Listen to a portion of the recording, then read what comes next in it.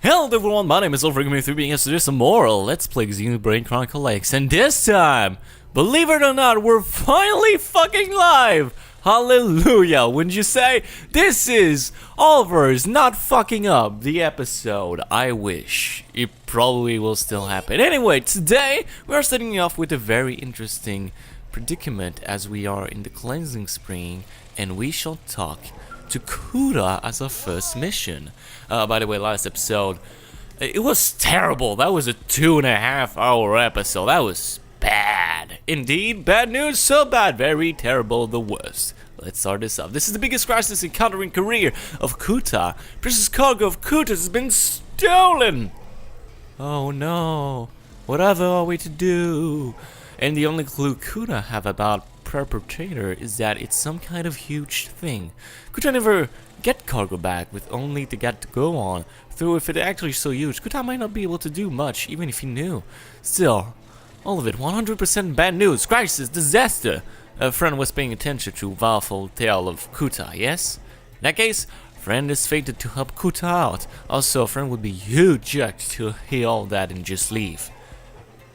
Fucking A, you do know how to manipulate persons, you do know that? Okay, well, what's the situation here? What am I looking for? Friends will help them? Kuta was napping when cargo was stolen, so Kuta know dismissingly little about what happened. Tip about being something huge only came from friend pawns after the fact. Many friend pawns of Kuta saw the huge theft. Kuta went around asking about it, but details still awfully fuzzy. Though, to be fair, Kuta loved to talk, but only tolerate listening. This is important, disclaimer. Good. First step to getting back cargo of Kuta would be for friend to ask what friend pawns of Kuta have to say. Friends look like good listener. Kuta is good talker, so that is in expert opinions. Good luck, friend, and many thanks. We have a castle in the sky. By the way, I haven't mentioned this, but this is a night exclusive mission in Cleansing Spring. You will not be able to accept this mission if it isn't during the night time. So is talking to some of these Nopons, but still. So let's start by asking Juanana. Ooh, customer welcome, friend. Friend must not here to shop, only to looking for huge thing that stole cargo of Kuta. Wanna see it? Wanna saw it? It came from the sky. It got dark all around so fast. Wanna not through night come early. Then huge thing come crashing down. It picked up cargo with wobbly arms and legs, and then swooped off. The whole thing was over in seconds. Oh, and it flew off toward west. It kind of felt southy too, but it was definitely the left hand side of Juanana. Not sure what direction Juanana was facing at the time though. But who cares about detail? Not Juanana! Say Juanana hopes friend can get cargo back soon. Juanana will still take big hit without it. When new product is being hit, Juanana like that, but when profit takes bit hit, no sir. Okay, so that was something. Hey Nana, what you talking about? Also, those are clothes, maybe? Mannequins? Okay, whatever. Welcome to General Store of Nana. What is friend needing today? Friends want information on thief who stole cargo from courier? Oh, Nana saw a huge thing down over the ground as it came running. It has to be slithery, sitchy snakes rumors. Also breathes fire, just like story says. Nana was worried that caught off entire general store, but it didn't. Still, Nana looking to be alive and extremely fortunate, basically miraculous, really. Regardless, better to lose some stock and stay alive, probably best to start looking for next mission. Nana strongly recommends friends to give up trying to chase down a huge death thing, much too dangerous. Okay, that is fairly weird. So, I'm just gonna go into my mission tab. That still doesn't mean a godforsaken thing. A certain huge thing someone retrieve something from a huge ass thing someone survived. That is so specific, thank you very much. Well, looks like we need to start heading west and see what the hell this is all about. I'm guessing it's near like Ciel, but it's probably like a huge area point to begin with, so I guess we'll see. If I just go this way and I see like a huge fucking circle, and that means I'm pretty much fucked, but still. It breathes fire. It's a snake. It has wiggly wobbly arms and legs. But that doesn't tell me it's a machine of sort. It's like a snake, and I don't remember any enemies that look snake-like. It's not like Xenom. I know that for a fact. And I know it's somewhere southwest, but it's not being very specific. Okay, so I just remember something fairly important about fucking Sylvalum and how you deal with that. Is that there's actually a way to make this mission much easier than it's supposed to be, or intended to be, or something along these lines. If you go near Dell's Bridge, which is the Badar Stone Bridge, if I remember correctly, not only can you access this magnificent Moranium site, you have also a mountain path here, and if you don't get caught by enemies, you should be able to get up from there. And once you get to the top, there should be another Nopon to the eastern end of the mountain range, making this mission a ton easier for you. If only I can just find him. He's on the Novoluk location though, so I'm not exactly sure what I can... Oh wait, there's a path here. It makes it a little bit easier when you realize that maybe you're in the right location. There's a ton of Atrigon too, so you gotta be careful around those. Those are relatively strong enemies, so... let's try that again. I felt real bad. Alright. Not falling over. There we go. Doing fine. And I should be near the scenic location point. Is this not it? It looks like it is. Wait, is it not? Oh shit. Of course, there's a Zeg who spots me. Okay, thank God. So I was looking for it. But yeah, if you are at Xenoblade Overlook right here, don't get noticed by the Zig, which I will fucking get away from. It's a level 60 Zig, for God's sake. Please get... There we go. Do not spin. Son of a gun, I swear to God, if you decide to fucking... Okay, this sounds type enemies do. That's not gonna work. This ain't gonna work real well. Okay, so I've been trying to talk to Bobora, which is just next to the fucking Zig, right there. And I can't seem to get this working. But what he basically tells you is that if you can possibly speak to Bobora, he will actually tell you that he saw the theft going for this specific mission, meaning that you now have a bigger clue, and you can also map specifically where you can find the thief of the theft. So we know that it's somewhere like CL. At least I know that, and I remember this just now, making this a little bit of a shitty situation. But I know that I have to find a specific enemy called a Jakul Ire. And I know that it's somewhere like CL. I just need to make him spawn, which is not very nice, but still I gotta try and find it. So let's do it. I believe it's over there, but I'm not sure. What the fuck do I know? Okay, Jakul, come over here.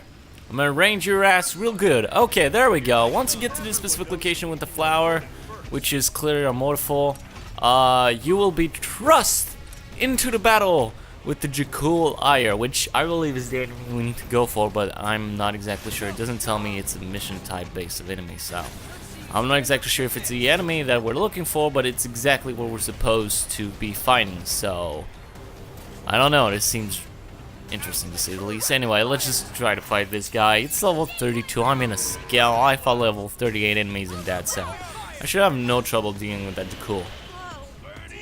And if I do have trouble, it's because I would be facing many other enemies while I did not ask to, which is something that happens quite often in this game, gotta say, and even more in Sylvalum. Anyway, we're done. Look at that, that's Kuda's cargo, so you just need to get to this specific location, Lake Ciel, the western end of it, and you should be fine. Found it relatively easy. I just looked at the map and kind of cheated, but still, it worked, so yeah. Alright, Kuda, I got your cargo, so you should be pretty happy, shouldn't you? So the Spartamus is that we can just slaughter anytime we want. But Kuda, I got everything you need. Oh, it is friend. Welcome back. Good to glad to see friend safe. But did friend find a huge theft thing? What about cargo? Oh, there we go. Oh, yes, that is Fright of Kuta. Long lost secret treasure of Nopon everywhere is finally restored. Okay, that last part was exaggeration, but it is only run-of-the-mill cargo. But Kuta just so excited. What happened to huge theft thing? Did friend fight it? What? Friends defeated it? Wow, Kuta, friend no, was actually a decent fighter. Oh, thank you.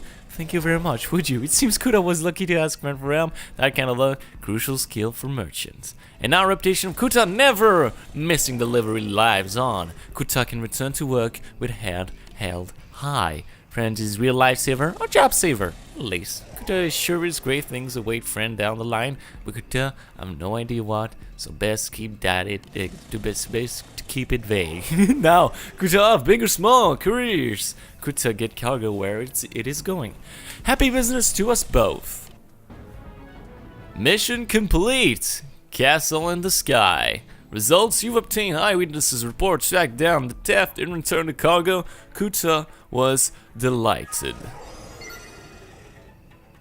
A very interesting mission, to say the least, if only because it is a time-specific mission, which is weird because it's only one of very few, if not the only one, mission that is time-based. Actually, that's not true. Many missions during Nopon caravans have are time specific of the day. So it's just weird that this is one of them, which is just it can happen any time of the day. But with all that done, that is not our second mission of the day, because it actually is perhaps a little bit easier than you thought. Our second mission of the day may actually be a little bit easier than you think. It involves Hugo. Hugo, hey there. Yes, you with the face. What do you see the idea of a specialized combat field? Yeah, say anonymous big charge at a hasten scale fuel recovery, for example. Does that sound convenient? It actually is. Yes, very much. Yes, it sounds like a Blade dream come true, doesn't it? And yet, it's real. I call it the battle probe. Invented it while I was aboard the Whitewell, you see? So I don't actually have completed units on me, but I can explain the premise. Essentially, this new type of data probe takes the electromagnetic field generated by Frontier Nav and induces dynamic conversion.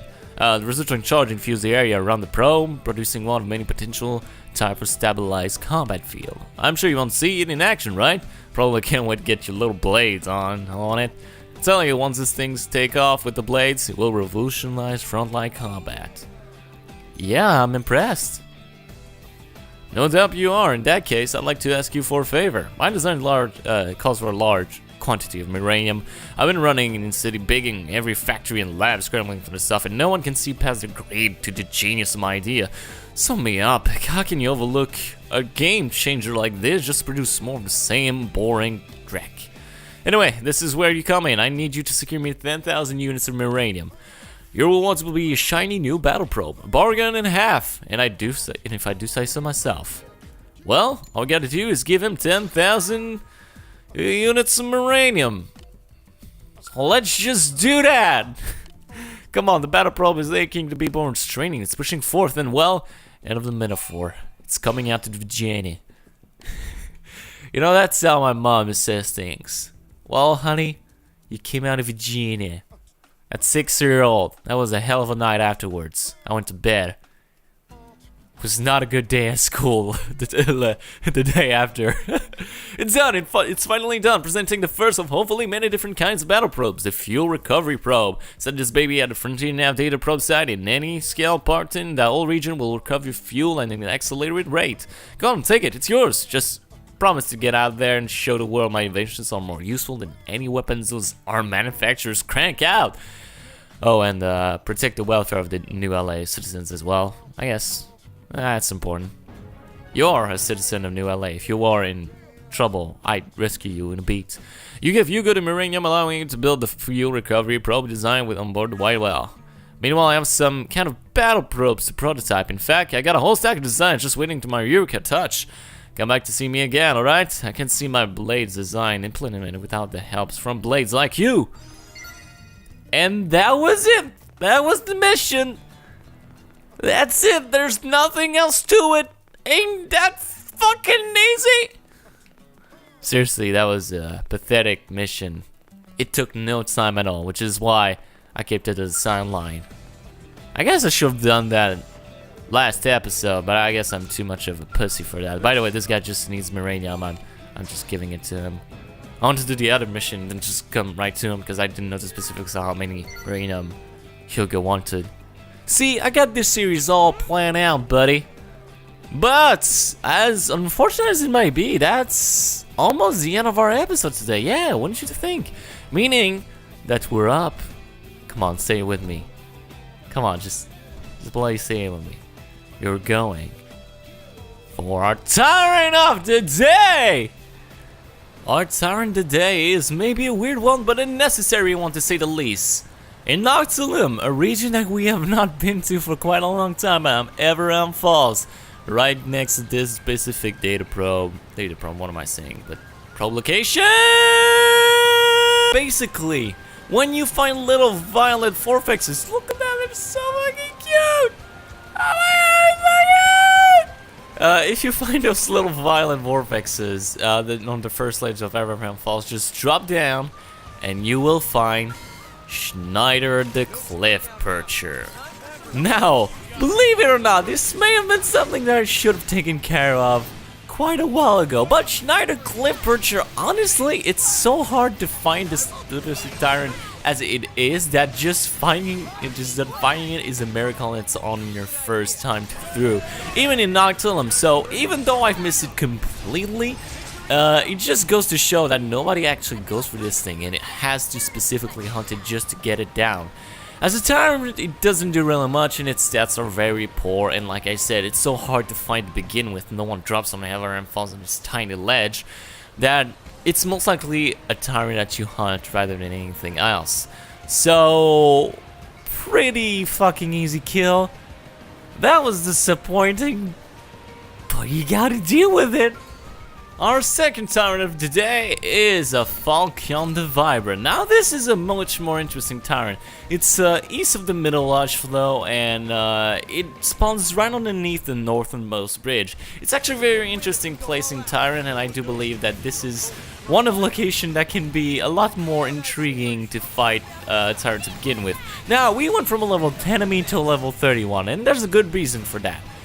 I don't know how to split things properly, apparently. But not only that, but yeah, this is actually a much more interesting fight, and I did not want to only fight a level 10 tyrant today, especially a level 36 in a fucking scout with over a level 30 team. That would just seem like a bit on the overkill. So let's go for like I said, something a little more interesting. Now, Falcon the Vibrant, actually, a decently interesting fight. It's pretty much a cynical. There's not that much. He doesn't have any specific abilities making him unique from other Cynicolas or even early to mid game tyrant, to be perfectly honest. He's very much a tyrant, a base tyrant, if I do say so myself. Of course, the more unique and more interesting fights in the game do happen end game, but it's still a bit shitty that we have to deal with much less interesting tyrant, especially mid to early game. It's just a shame that most tyrants are built this way, or that the game is built this way to begin with. There's so much more interesting possibilities with this, and we can't even use those most of the time, which is why I'm a little bit disappointed in how the game handles its tyrant, especially tyrants at this point in the game. It's a bit disappointing to me to see that most of them don't even have unique gimmicks or just beefed up version on normal enemies. However, with that said, this guy is beating my team's ass, to be perfectly honest, and does, like I said, he can take a lot of health, just like pretty much any Cynicola, but it's still mostly challenging for the most part. I really don't know what to say. It's a pretty standard fight. We got him toppled though. I know that this is something very interesting that you can do for larger enemies, that you can topple lock them, making the fight a lot easier, but I don't know if I want to do that. Actually, I'm curious. I want to go into my base form. This may seem counterintuitive, but I just want to see if I can get more damage in. That's really dumb. Like, if I say it this way, that sounds really dumb, but you have a lot more damage potential on foot that you will ever have not on foot, so I'm a little bit interested to see if I can probably deal some damage to this guy, or at least some sort of damage. Alright, Rising Blade does do a lot of potential damage. Alright, that's Thermal Res down. That's that. Gonna go for turn. Yeah, do so much more damage with that. 10,000. Yeah, I'm gonna keep getting on foot, buddy. I deal a lot more damage that way. Jesus Christ. Yeah, I'll keep doing that, alright? So much easier. Alright, we'll just target his foot. Staggered. That really should be an easy kill now. He deals so much damage! Did you see how much damage I did? Yeah, he was staggered too. Alright, now it's sucking.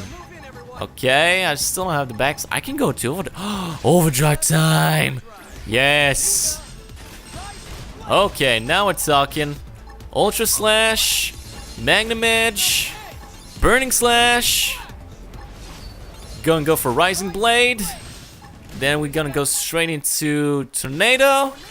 Well, that didn't plan as I wanted to. Ah, he's not staggered. Well, shit, he still has thermal down, so that's gonna deal some great amount of damage. Let's try. Oh, come on, really? Okay, I'll deal with that. Alright, Jesus Christ, 11,000? Oh my god! Oh my god! Oh my god, you're about to die, boy! Yeah, 10,000, how about... Yeah, just so much more damage that way. I'll just get into the scale though. I do not want to like jinx that part. Like, look at that, I'm doing thousands of damage, that's good, but like in base form I deal so much more. That's kind of crazy actually. Like, I've said this beforehand, I believe in episode 13 whatever, but you have so much more damage potential on foot, it's actually kind of unbelievable. But yeah, that's about it. That's Falcon, alright, if I can kill it. Man, how much health does this guy have? You know, it makes me actually very curious. I'm gonna look it up, his health pool afterwards. I know the stats have been pulled on screen, but it just... I'm a lot more interested in what's happening behind the scenes. There we go! Took all the hits. Took all of them hits. And yeah, that's about it. It looks like our very last thing we need to do is go into our heart-to-heart. Our heart-to-heart today is with none other than our favorite douche, HB, or a rational douche, no matter how you see it. Good morning to you, Cross. I'm pleased to see you are awake and hard at work at this early, at the earliest of hour. Were you just passing by? And as you can see, I'm performing inspection of the integrated production plant. Well, you're doing it, alright?